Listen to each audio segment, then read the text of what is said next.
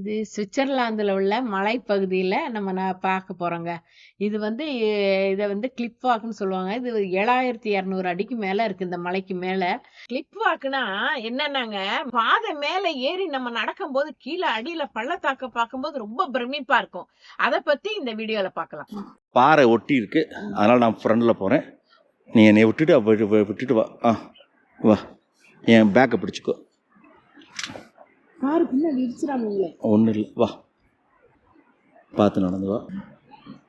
இப்போ 2 பக்கம் மலை கிடையாது, பிரிட்ஜு மாதிரி இருக்கும். 2 பேர் கை பிடிச்சிக்கோ. வா, இப்படி வா. இது வந்து அப்படி பிரிட்ஜு மாதிரி என்ன, பிரிட்ஜு மாதிரி இருக்கும். 2 பக்கம் கம்பி இருக்கு.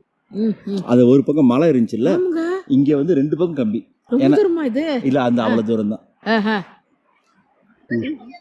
அதான் சொல்கிறேன், பின்னாடி சில கோஷ்டிக்கு ஆட்டுங்க. இந்த பக்கம் கம்பி இருக்கு, மேலே கம்பி. வா வா, பிடிச்சிக்கோ, என்னைய பிடிச்சிக்கோ. வா.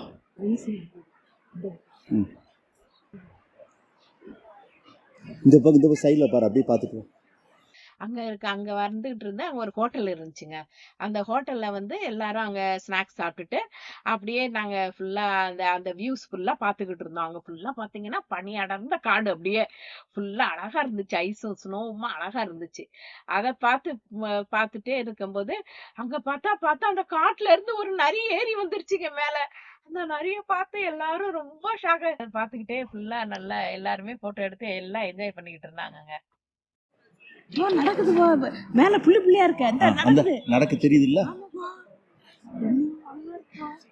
நான் நிறைய பார்த்தா நக்குவாங்க. அதிசயம் கிடைச்சிச்சு.